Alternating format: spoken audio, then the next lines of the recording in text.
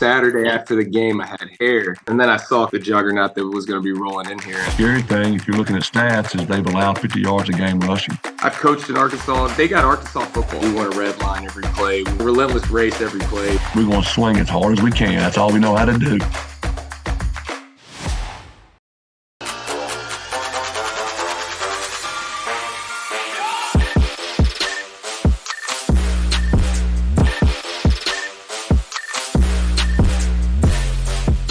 I'd like to welcome everybody to the Coaches of the Mouth. This is Coach Jeff Williams along with Coach Bray Cook. The Mouth is on assignment again. On the road. He's on the road. They might be still celebrating from last week. Oh, probably is. Yeah, exactly right. Probably still celebrating. You never know about that guy. Man, what a show do we have today? I mean, how much stuff has gone on in the state of Arkansas in the last week? My goodness. What a week. You know, it's a bad day to be a kicker in Sheridan, Arkansas. There's no doubt it's going to be tough for those kids. But what a move. Exciting to have Coach Kelly back in the mix. And then obviously with Harding going to the national championship with the hard-nosed, offense they run. And, it'll be a great test for Tripp, old Colorado School of the Mines, to stop them. Man, just here we'll listen to him what he's going to do in 3 days, getting prepared for that stuff. Yeah. And if they've seen it earlier this year or not, that's a question because we don't follow them very much. But great game with Prescott and Boonville, and Harding Academy walks away with the state championship along with Boonville. Both games outstanding. To recap, man, it's hard to believe that the season went by that fast, but. Bray, I mean, you've kind of watched. You got a player over there, Big Mike. Yeah, Big Mike Erickson at Harding. What are you looking forward to hearing from Coach Simmons? Well, Big Mike was he played tackle for me at P Ridge and for you too. Yeah. And he was such a physical, dynamic player that you could put anywhere on the offensive line and run any kind of play you needed to, and it was going to be a violent, pretty intense execution, and great personality, great young man. Put on a lot of weight, a lot of good weight, muscle, and is playing tight end for Coach Simmons. And I'm really excited to hear how he's kind of progressed over these last several years with him and what he's going to be able to do Saturday. Man, it's exciting because there's just a lot of Arkansas kids playing for them. Mm-hmm. And, got a chance to win a national championship. Yeah. Well, let's cut to the chase. Let's go ahead and bring him on. Head coach from Harding, our BSN guest, Coach Paul Simmons. Coach, congratulations, man. I watched every snap Saturday. What an amazing game. You guys just dominated. And then I get on the internet and it hit me that you had another game to go to. Talk to us about Saturday with, punching your ticket to the national championship game. Then your sons, winning the state championship later on that night. Just kind of go through that day. I thought that was real cool. Well, I tell you, I'll do that. But, first of all, man, I'm excited to be on. I really do appreciate it. Think a lot of both of you guys. And I want to congratulate you on your Hall of Fame situation right here recently. Very, very awesome and well-deserved. So congratulations on that. I've been a blessed man in my life, and I have had a lot of fantastic days. A lot of times I've said, man, it can't get any better than this. I mean, I've had some awesome days.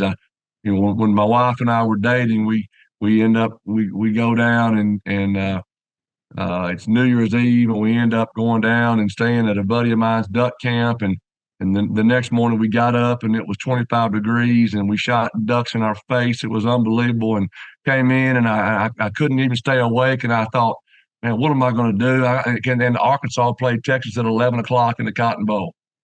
And right about then, a guy pulled up with some horses and said, "Hey, y'all want to go ride?" And she said, "Well, would you mind if I went and rode horses and you watched the game?" And so she went and I watched it. So I killed a limit of ducks with my fiance. the Razorbacks beat Texas in the Cotton Bowl, and I thought, this is the best day of my life. And maybe it was until yesterday or Saturday. So Saturday.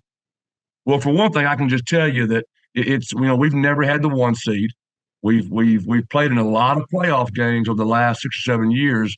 They've almost all been on the road.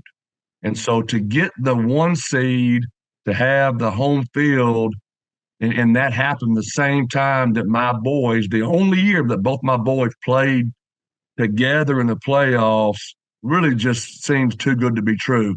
But looking down the pipe, I thought, if we can figure out a way to keep winning and they keep winning, I'm going to miss the state title game because they've been playing 3A and that game's been at noon.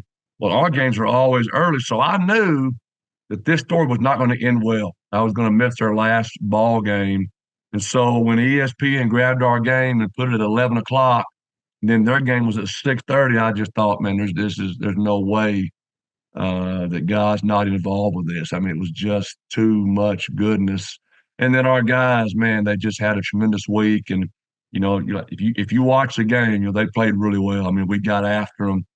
We really were dominant in all three phases of the game, and had a fantastic, awesome home crowd. And then, to get to have time to go down and then watch the boys play, and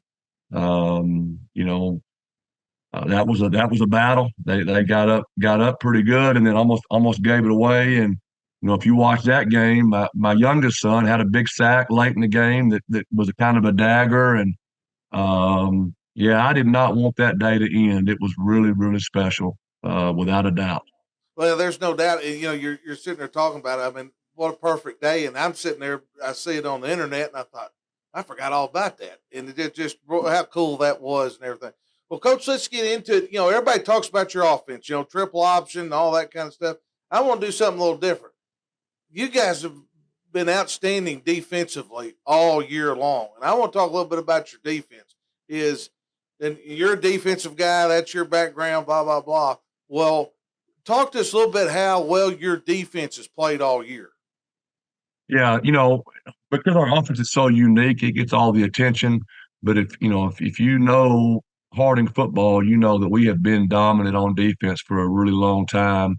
And I'll tell you this, if you guys know this, we really do have an elite defensive coaching staff. Coach Mode is an absolute stud. He's the hardest working guy I've ever been around in my life. Literally, I've beat that guy to the office maybe twice in my life, and that was at 3:30 in the morning. I promise you that he is in the office at 3:30, 4 o'clock. He is a dog and does a great job. When Coach Tribble is a stud, and Coach Tribble, he coaches the secondary, but he also kind of ramrods the kicking game, which has been awesome in the playoffs. Our D line is probably the best one in the country, and our young coach, Coach Bigelow, who was a great player for us, just does such an awesome job with that group. And then Sam Blankenship was an All-American here and coaches the safeties, and so those guys do an awesome job. Our opponents have had 150 drives, and they've scored on 25 of them. And you think about how crazy that is. Grand Valley, it's been 20 years since they were held without a touchdown. And in that game 20 years ago, that was a Division I team, and they actually won that game 9-6. And so, it really is crazy what those guys have done. And I hate to say it for our opponents, it's a young group. We have one senior D lineman, we have one senior D linebacker, and so a lot of those guys are going to be back. But I really appreciate the way they work and get ready to play. They have such a mature mentality, and really, if you've watched us all year long, we have been a group that shows up on Saturday no matter who we're playing, whether it's an 0-10 team or whether it's Grand Valley. These guys do what it takes to show up, and I take a lot of pride in that. The standard is the standard, no matter who we're playing. So, when you run this kind of offense and you play great defense, you're going to have a chance every Saturday. No doubt. No, and y'all been outstanding on both sides of the ball. Let's get into your opponent a little bit, and then I'll turn it over to Coach Cook here. Colorado School of the Mines, they've been there. They've been in that playoff hunt, was there last year. And what are you seeing? I know it's early on. What are you seeing on film? Obviously, you get to the last game, they can play a little bit too. And what are you seeing on film? And give us some matchups for our audience for Saturday. They can get to watch and see what the matchups are, what a good matchup we need to watch during the game. Well, this is a team that, their magic comes from their quarterback. John Matoka was the the Division II Player of the Year last year. He's kind of a Johnny Manziel type talent in that, well, he extends plays, he creates, you think you got him sacked, and then he goes Houdini on you and buys time. And, he's the worst kind of good. He's the kind of guy that will escape and buy time. He doesn't pull it down to run it. He pulls it down to put a dagger in you. He'll buy time, hit it downfield. This team is going to look similar to Grand Valley and just far as being, really big, really powerful, a lot of 5th and 6th year seniors in this group right here. Very, very well coached. O-line is a big dominant unit. Probably the scary thing, if you're looking at stats, is they've allowed 50 yards a game rushing. And so, that's the matchup is, can we get movement up front? Can we move the chains consistently? That'll be a giant deal. But it's these guys, they opened the year with Grand Valley, and they beat Grand Valley at home by 3 points. So that's our common opponent. Now it was a very different game. That was 34-31, and ours was 7-6. But yeah, this is a really, really good football team. We got our work cut out for us big time. Coach, good. Coach, you've got a lot of special players on your team. One in particular is a Pea Ridge Blackhawk that Coach and I both got to work with while he was with us. Michael Erickson, Big Mike. When he came back recently and worked out with us in Pea Ridge during some of your off weeks, he was a different human being than the kid that left Pea Ridge. And so whatever y'all are feeding him, doing to him down there is awesome. He was a monster. But could you speak on maybe what he means to what y'all do offensively, and as well as the Arkansas kids on your team, and how you represent Arkansas so well, obviously. But what does it mean to have those Arkansas recruits? First of all, yeah, we love Mike Erickson. We got a lot of good coaches in our league in the GAC, and a lot of coaches that do a really good job of developing young men. And but we think that we do as good a job of anybody as far as developing guys. Coach Michael Gregg is our strength coach. We're blessed to have a strength and conditioning master's program here. So we have a full-time, probably overqualified strength coach, and then a training staff. And that guy does an incredible job. And I'm going to say this, and I don't want it to sound arrogant, but I really do think that we will be the strongest team on the field every Saturday. Our starting D tackle, he squatted 800 pounds this spring and blew the internet up. He benched 500 pounds. Used to, if you bench 400 pounds and you were a grown man, we probably have 15 guys that are mid-4s, and they didn't come to us that way. They came to us strong. But Coach Gregg has done a great job. What Mike Erickson does for us is he's a matchup problem, and it's all about matchups. But when he comes in the game, he's a 280-pound guy playing tight end, and he can run. He's athletic, and if you don't match him with personnel, then your 230-pound DN has got a problem on his hands. And then a lot of the time we will go tackle over. And so now Mike is on the short side, and he's a tackle eligible on the back side, but he has the same skill set as one of our tackles do. And so, it really does create a matchup problem. If you know our guys and know what we do, then you know that so many of our elite guys are right here from Arkansas. Braden Jay is the most electric guy in our league. His kick return last week really was the dagger. We were up, 28-0. They scored going into the half and kind of got some energy and momentum, picked the ball to us with 30 seconds left, and he takes it 90 yards to the house and kind of puts a knife in them. He is special for us. Cole Keelan, our quarterback, he's 23-2 now as a starter. He's a Harrison Goblin, whose number one skill set is that he's a winner. He's not big enough, fast enough, pretty enough, but he is a special winner. We got 2 starters right here from Harding Academy that were both all conference guys for us, Jake and Ty Duggar that are winners for us. And, obviously the region player of the year, first team All-American, Nate Wallace, who from Bryant, Austin Bailey from Bryant.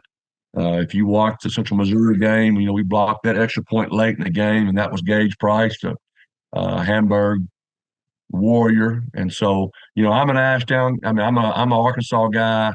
I grew up in Ashdown, died in the wool, and certainly we're proud of all of our young men. And a young man has what it takes as far as character, toughness, accountability, work ethic. He can come from Australia. But we are extra proud of our guys that represent from right here. And, I want to be a program that this whole state is proud of. I really do. And I can tell you that, last night was a neat moment for me, and it really kind of caught me off guard. We were down at the Hootens Farm Bureau, end of the year award show. And so all of the best, coaches that had great years and all of the players of the year were there, and Steve Sullivan, and they do a great job, make a really big deal of it.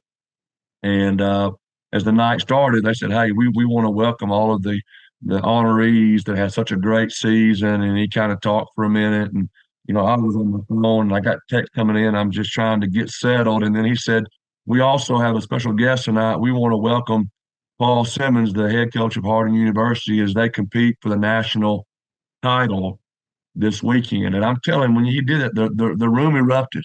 It erupted, and it caught me off guard. It was very, very humbling.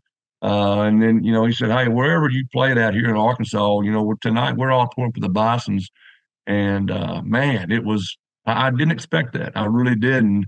And it was awesome. And certainly if we're carrying a torch, we want to carry it well. We want to represent, we want to battle, we want to compete. We want to do things in a way that would make somebody proud. And that was neat to me. Well, I can tell you the whole state is rooting for you and is behind you this weekend, and we're very excited for the matchup. Obviously, we all know the implications of this game coming up. But as a head coach, what is your message to your guys going into this weekend? Well, I'm a big believer in doing whatever it takes to allow your guys to play loose, right? And it's not a lot of national championship. It's more of we get one more chance to play together, one more chance. And I can promise you, the last thing I will say to them is, you have permission to make a mistake. No pressure. You can make a mistake, but dude, make it on fire for your brother. Let it rip, let it rip, let it rip, let it go. We're playing on house money. We really are. Nothing to lose. Get after it. Have the time of your life. Love playing with your brothers one more time. And, just be who we are. We don't have to change who we are to win this football game. We got to play well. We got to execute. But the things that got us to right here are the same things that will get us over the hump on Saturday, man. Play with joy, play with passion, play with a lot of love for one another, and stinking get after it. Get after it, get after it. My guys all know that, if you want to play for a Nick Saban type guy where nothing really is ever good enough, right? Then I'm not your guy. And I want it to be fun. I want to see him smiling. But what's fun is to win a giant game over a great opponent and do it together, right? Do it together and let it fly. So we'll come out on fire Saturday. I promise you, we there's not going to be a case of nerves. We're going to let it rip. I love it. That's awesome stuff. Coach Williams? Well, Coach, I'm going to end with this, and I know this guy's a special guy to you, special guy to a lot of people, is Coach Huck. And he's been there, and he was head coach before you and coached you. And tell me what Coach Huck means to that program. He taken over and I tell you what, when he took over as head coach, the recruiting and things at y'all's place really took off, and you're a part of that and played with. Talk to us about, Ronnie Huckabee, what he means to Harding and means to you. Well, I'm gonna do that. Before I do, I'm gonna talk about another guy briefly that both you guys know and love, and that's Coach Bryce Bray. Bryce. A lot of credit for what's going on now is a lot of the guys in that field Coach Bray recruited, and I know that he loves you guys and you guys love him, and that guy was a great warrior for us. Man, we hated to lose that guy, but you know. A really important thing in my life is a desire to make Coach Huck proud of me. Okay. That's my father is the greatest man that ever walked the earth. I mean, besides Jesus Christ. I mean, my daddy means the world to me. And second is Coach Huck. He preached my wedding. That guy, he talks me off the cliff about twice a week. He speaks life into me. You probably don't know this story, but when he became the head coach, when it all started, it was a tough situation initially, and he walked in front of the team on a really tough day, took a dry erase marker, went to the board, didn't say a word, and in giant letters he wrote "Honor God," underlined it big, and he said, "We're going to do that right there. We're going to honor God. We're going to love each other. That's what we're going to do." And without a doubt, so much of the culture started with Coach Huck.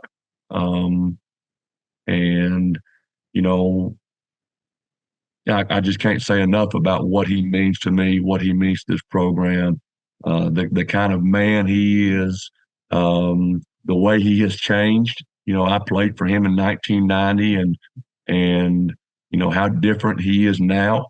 In lots, he was awesome then, but just the wisdom, and he's been through a lot.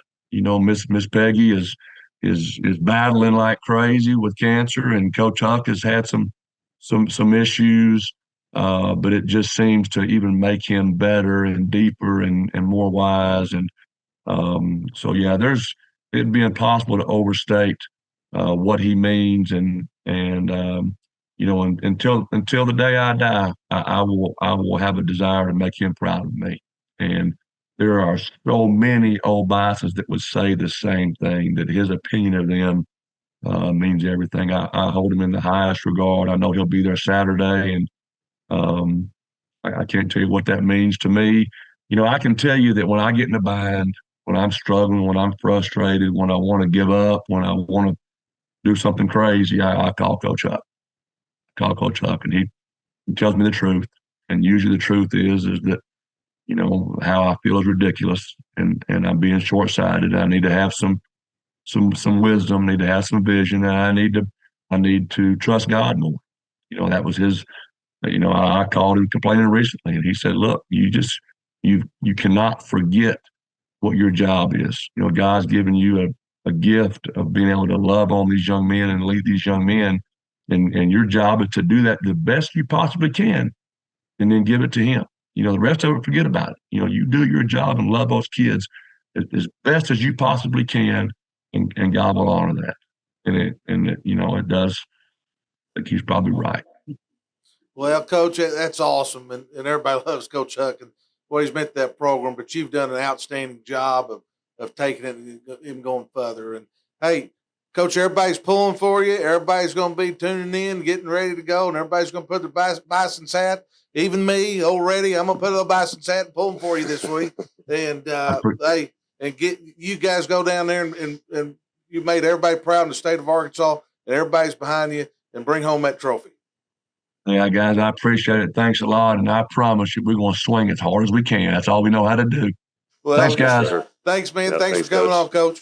Boy, Coach, I tell you what, Coach Simmons, man, you'd love to play for that guy. You can tell he's got his guys ready to go, and they're going to go down there and play a fabulous football game, and it ought to be very competitive. And you can tell that listen to the excitement of his voice and his team. And what are you kind of looking for these? Well, I'm excited to see Big Mike out there, tight end, talking about the matchups and what he can do, playing tight end there. Well, obviously a bigger frame, one of the best offensive linemen that I've coached. And one of the things I am excited about is the matchup between Harding's offense and the defense of Colorado School of the Mines, which is actually ran by a friend of mine that, him and I coached together at SBU.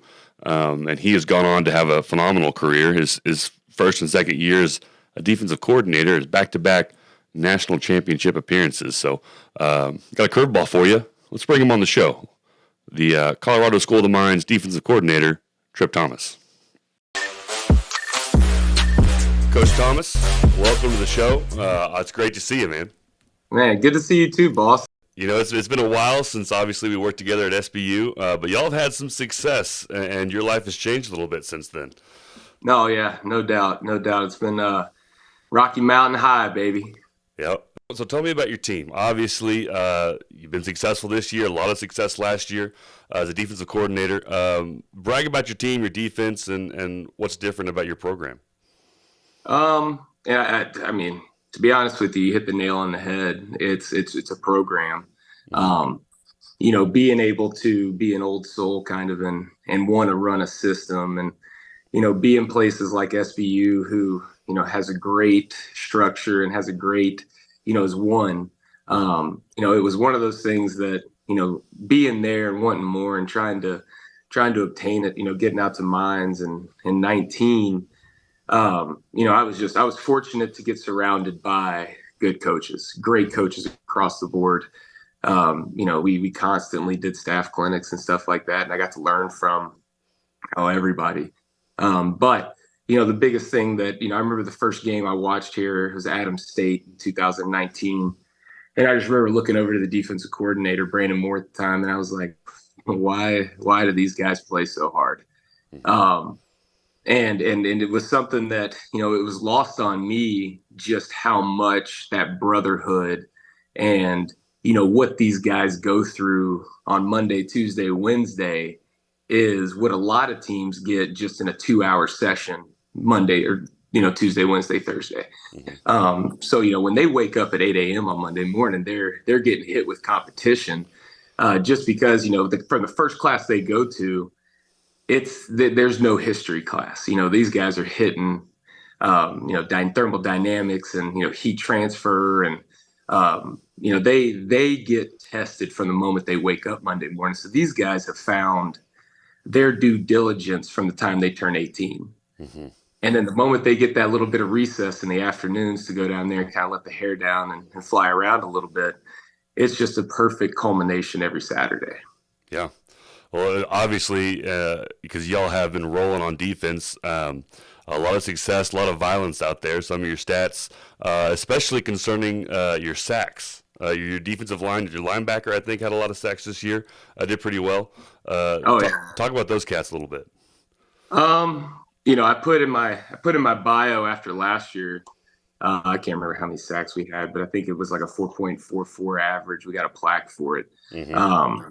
And I remember it was just one of those things that it's like you get on this side of it and you just fall in love with just the tenacity and race to the quarterback. And then I went and put in my Twitter bio that I was like the sack engineer. And all that bought me this year was a hell of a lot of quick game and running the ball on third down. So sure. Mm-hmm. I'll probably let it ride for about another 48 hours and make sure we get that off of there. But no, it's a relentless race every play. We want to red line every play. We want to sell out, play the hardest we've ever played. Mm-hmm. Each play that we're in the game to be as efficient as possible. And no, it's Nolan Reeve is he's very crafty in his sacks, and it's kind of fun when you see these guys preparing on a Tuesday for what they're going to do to kind of celebrate their first sack in the game. Yeah. Well, and you mentioned, getting guys to play hard and the part that they bring to the table. But when I think of you, with your background in strength and conditioning and just the energy and the tempo that you have to have in that weight room, I'd imagine your defense sees that and plays like that as well. Oh yeah. I think it's one of those things that we love to kind of match each other. There's days where I'm going to need a little juice from somebody, and there's days where they're looking to me. And no, being in the weight room is kind of when you figure out that the best relationship you can have with the players is an honest one. Mm-hmm. And there's no doubt that's kind of been a base for kind of my philosophy as a coach. Yeah. Well, Well, Coach, obviously you've gotten your defense rolling. Have you seen an offense kind of like what you're going to see against Harding this Saturday so far this fall? Man, I had hair on Tuesday or Sure. Saturday after the game. I had hair, and then I saw kind of the juggernaut that was going to be rolling in here, and I think that for what they do, man, I got a lot of respect for them.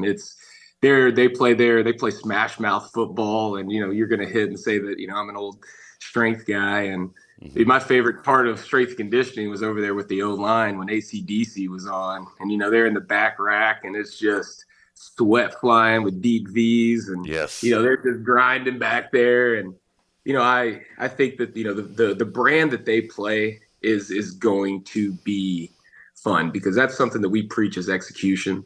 We want to execute every technique. We want to execute every opportunity that we get to make a play. And that's going to be the testimony this week. Is all 11 guys are going to have to play together and just trust the guy to the left, the right, behind them, in front of them. And yeah, just roll the dice, see what happens. Well, and it's got to help that you've been in this game before. What are some things that I guess you're taking from last year that you've been there? It was first year as a coordinator. Waking up, December 16th or December 17th and being in McKinney, Texas. It was one of the most surreal feelings. And, as a young coach, to be looking around, the only thing I thought was, how many people worked their whole careers and retired and never stepped on this field.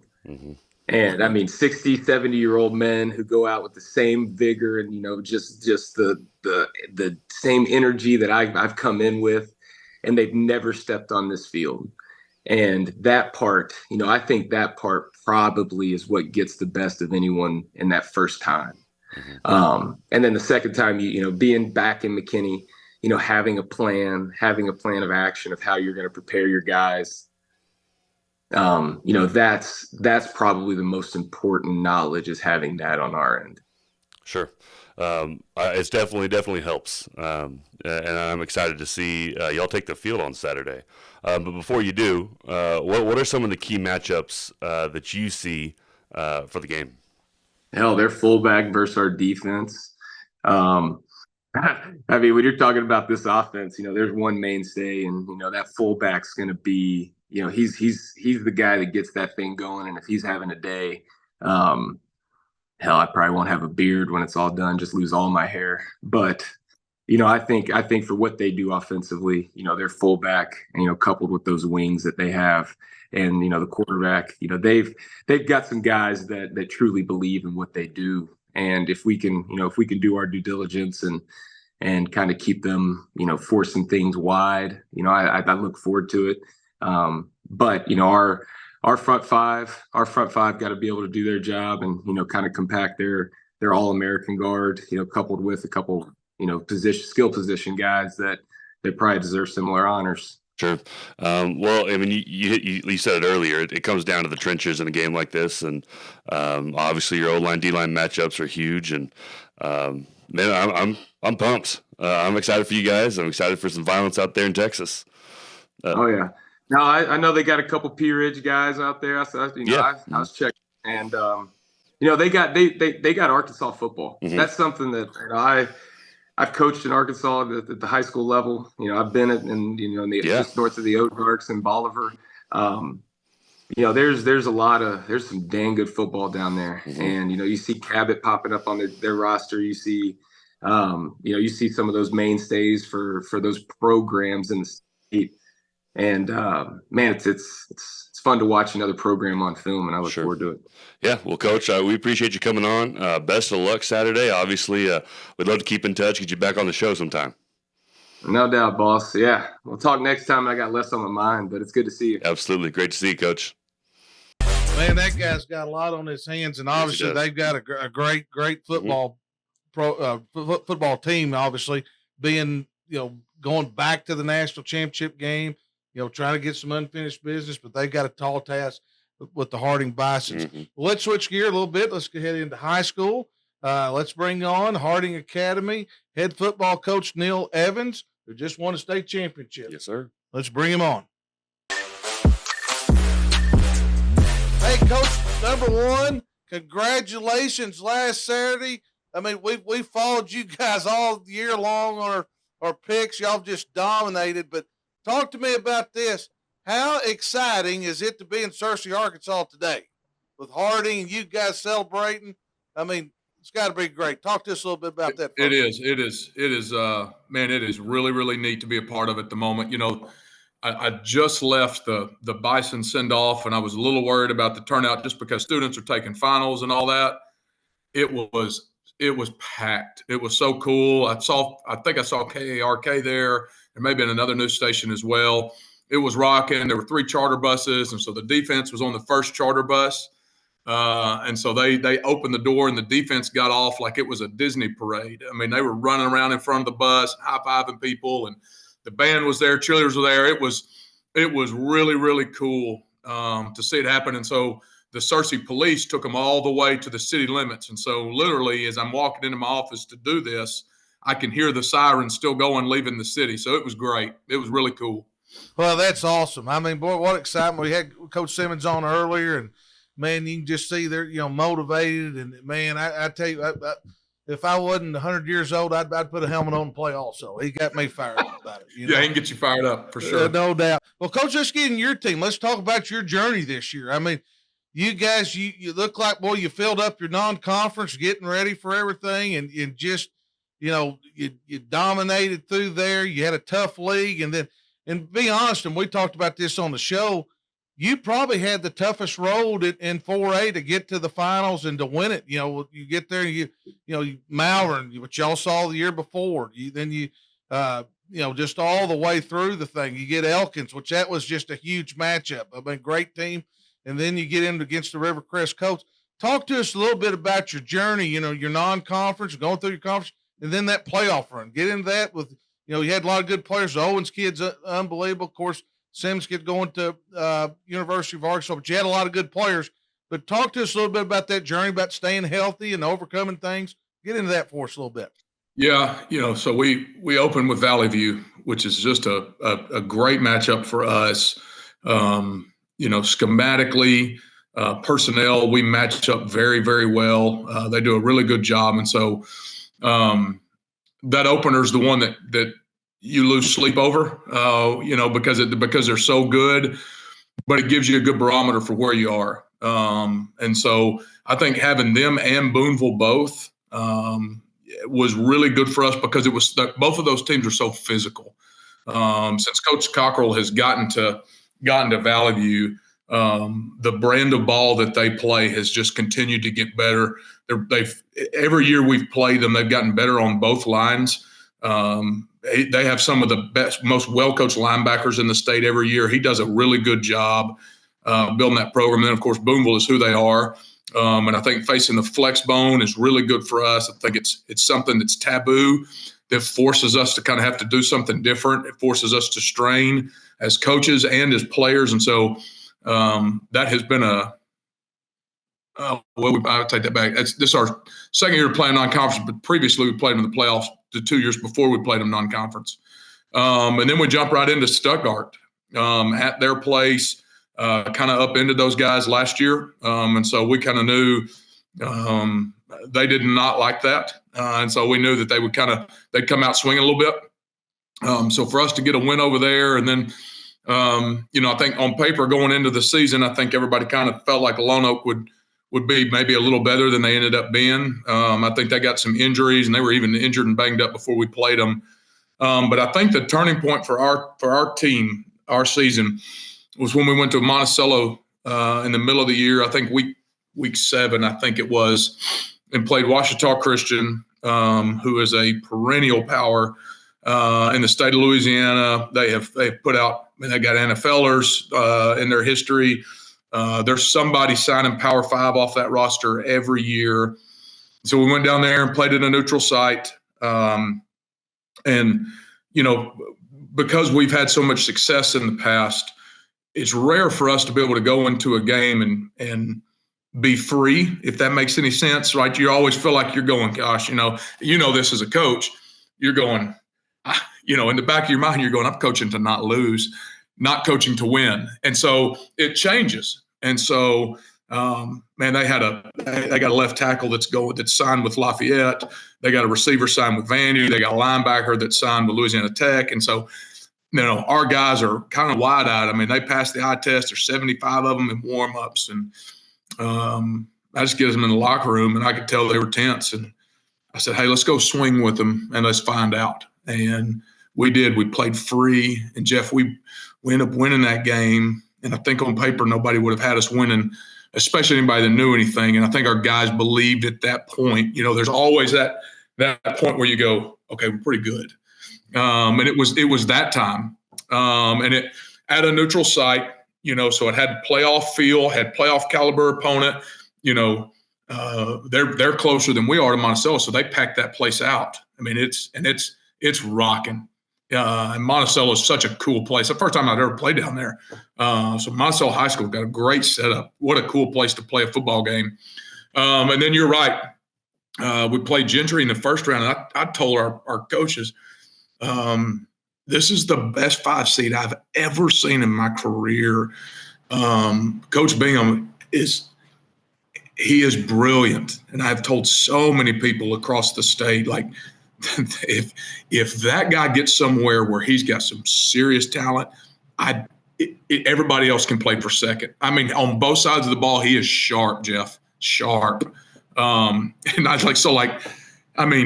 we weren't lucky to win that game necessarily, but he literally exploited every single schematic weakness or misalignment that we had on either side of the ball.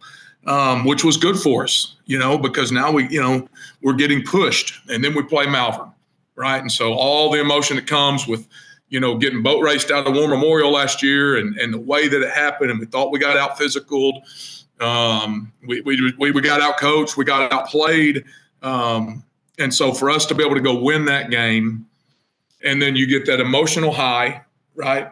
Then you go play a hot Ashdown team, And so again, nobody thinks they should be there, right? And so they're hot at the right time. They're doing some wing tee stuff, so it's taboo. So, now you're getting something taboo, and he's got the secondary to be able to play really stinking aggressive on the back end, and he blitz your brains out, right, which puts pressure on you. And so to get a win there, and then to go to Elkins and just feel like, we literally played 3 downs, 4 downs. We brought 5, we brought 6. We played cover 2, we played quarters, we played man, we played a hot coverage, we played a 3 high safety, all in that night, and still felt like he had the pin last. We threw everything defensively at that guy, and Zach Watson he was one step ahead every time. We'd get in Tampa, and he'd run a little F angle, and you just sit it down right where the mic left. We'd get out of Tampa, we'd get back into cover 2, and he'd throw double smash. And he was doing with tempo. He wasn't even checking.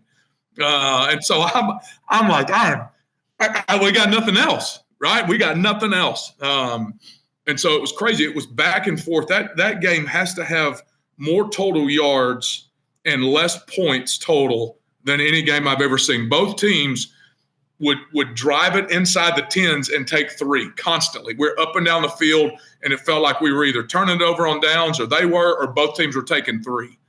And then, then you shift completely to the state finals, and you get Rivercrest, who is hot now. They're playing well. And you guys are real familiar with those guys. Y'all battled for years. Yes, I know that. Absolutely. Yeah. And they are playing really, really well. They got their stuff pushed in by Valley View and Mills, and you would like to have seen them lay down, and all it did was make them mad. And they started reeling them off. And Jeff, they had some highlights throughout the year where they're hitting people harder than I've seen people in high school be hitting a long time. They were physical now. And physical. And so we walked in the team meeting Sunday night, and I said, you better get your mind right. You better bite down on your mouthpiece because you're going to get punched in the throat. You're going to get hit hard. And you better decide right now what your response is going to be, because it's not if they're going to hit us, it's when and what's our response going to be. And our guys did respond. And what a crazy turn of events that game was. You know, we're up, and then we turn them over down there on downs. I can't remember exactly before the half. And then we try to run a trick play to just try to put the dagger in them. They pick it off and they get points. Now momentum shifts, and they did a really good job at the half. We had some formations that we really felt good about going into that game, and a lot of our early scores were kind of misalignment by them or bad eyes. Well, they got it fixed at the half because they started doing things just slightly different. And they started doing just formationally. They had some autos based on some formation stuff that was really, really good. And then turn around and I mean, it felt like we could not get off the field on third down. It felt like we had them in 3rd and 8 the whole second half, and they're converting stuff at the sticks or converting touchdowns. It's 3rd and goal from the 8 and they're converting. And so they're a championship caliber team. Those guys are tough. Jeff, you know this. There are so many teams that would have packed it in.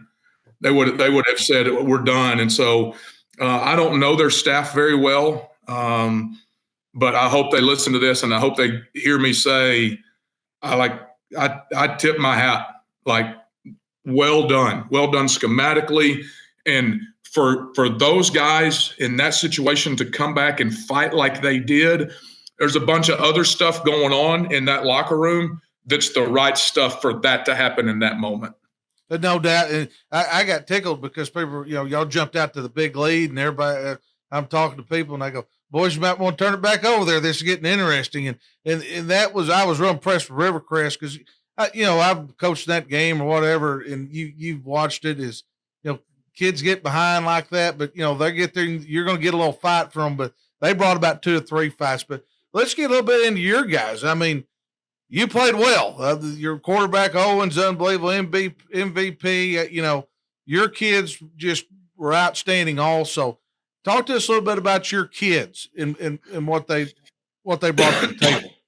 Yeah, well, we would like to think that, a lot of the things that I mentioned about Rivercrest, we I don't know if we possess them, but we are aware that they're worth pursuing. The relationships, toughness, consistency. I think that's, all those things as a coach, but we get to coach some pretty unbelievable kids. And I have said this many, many times before. I am drinking from wells that I did not dig. The people that dug them before I was born. Guys like Bill Barden and Dennis Ryan and Tommy Shoemaker and, of course, Roddy Moat. And so this is one of the few places in the country that I know of where the football coach, if he says something, they don't second guess, like the players don't. And that's weird. And that has nothing to do with me. That has to do with Bill Barden, because it is in the water. And like the only way that goes away is if somehow I mess it up, because it's been in the water for everybody since Bill Barden. But,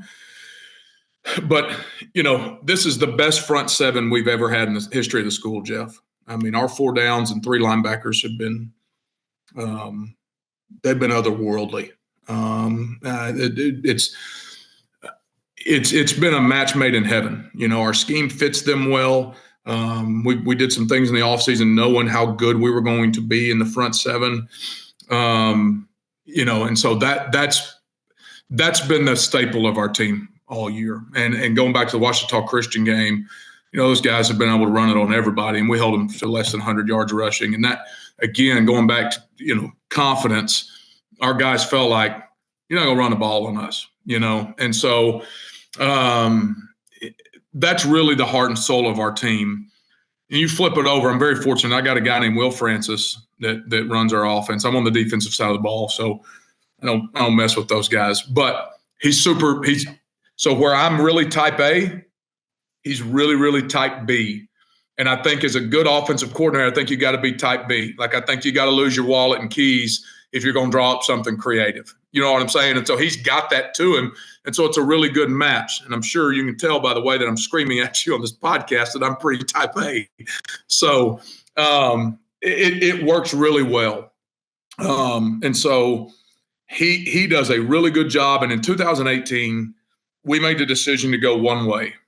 And that was a really difficult decision to make that not a lot of people agreed with at the time, but it worked. And now we'd never look back, right? I mean, it's one of those things where, we can't imagine drawing up a practice plan or trying to figure out how to navigate this with two-way players. And so that has been a huge part of our player development. And so we always have some guys, usually on defense, that a guy or two that shouldn't really be playing, but he ends up playing in it, and we're able to just kind of get him coached up and get him enough reps that he survives. But Owen Miller, he is the perfect match for Will Francis. They're both very type B. They're both creative. They're both whatever the other side of the brain is that's not black and white. So whatever that is, they're that person.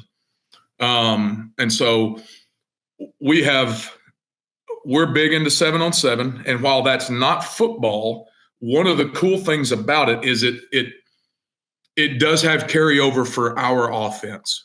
And as much as anything, it's developing that chemistry with the wideouts and the receivers. And, again, drinking from a well I didn't dig. Tommy Shoemaker, 1997. Harding Academy's been in the Power I, since the beginning of the program.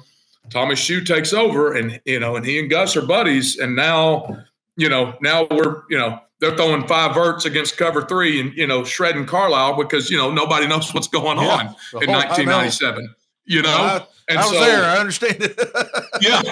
Yeah. And so, so that's happening, and we've never looked back. And so again, that goes back to our kids kind of buying into the entire process of, we're going to throw and catch at Harding Academy. And I think more than anything that we've done well in terms of our player development and our kids right now is we've been married to some systems, and it has allowed for the teaching progression and the building blocks to build.